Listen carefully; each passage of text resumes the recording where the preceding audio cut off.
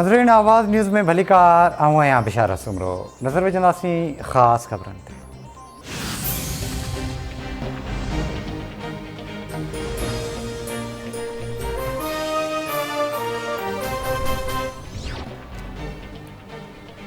सिंध समेत सॼे मुल्क में सख़्त गर्मी जी लहर बरक़रार। अॼु ताईं सभ खां वधीक गर्मी बदनसीबी ऐं डेरा गाज़ी खान में 49 डिग्री सेंटीग्रेड रिकॉर्ड कयो वियो। मौसमियात खाते मूजिबि जैकबाबाद ऐं दादू कंबर शहदादकोट में 47, लाड़काणे ऐं शिकारपुर में पारो 46, सखर ऐं खैरपुर 44, फैसलाबाद सरगोदा ऐं जंग में 43, हैदराबाद 41, पेशावर ऐं कराची में गर्मी पद 40 डिग्री सेंटीग्रेड ताईं पहुची वियो। लाहौर में 39 ऐं इस्लामाबाद में पारो 38 डिग्री रिकॉर्ड कयो वियो। सिंध में गर्मी जी ताज़ी लहर 16 मई ताईं बरक़रार रहण जी हक़ थी। मौसमियात खाते जो चवणु आहे त सुबुह 11 वॻे खां 4 वॻे दौरान शहरी ॿाहिरि निकिरण में एहतियात कनि।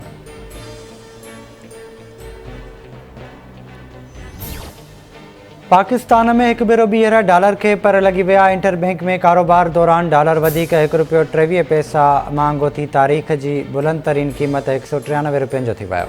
पाकिस्तान स्टॉक एक्सचेंज में मिलियल जुलियल रुझान जारी।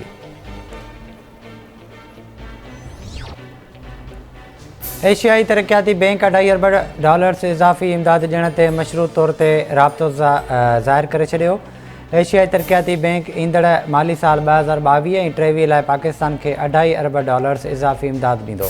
हलंदड़ साल में 1.5 खां 2 अरब दस्तियाब थी सघनि था, जंहिं लाइ हुकूमत खे बैनुल अक़वामी मालियाती फंड मां हिकु सुठो मुआशी सिहत जो सर्टिफिकेट हासिलु करणो पवंदो।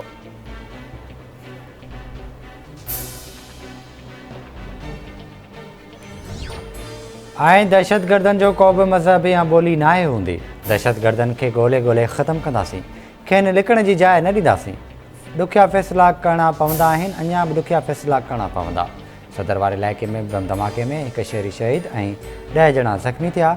कराची मुल्क जी तरक़ी जो इंजण आहे। कराची जी ग्रोथ थींदी त सॼो मुल्क तरक़ी कंदो। PTI वारनि पंहिंजे हुकूमती दौर में कहिड़ो कमु कयो जो चूंडुनि जो मुतालबो करे रहिया आहिनि। वॾे वज़ीर सैयद मुराद अली शाह जो कराची में तक़रीब खे ख़िताब।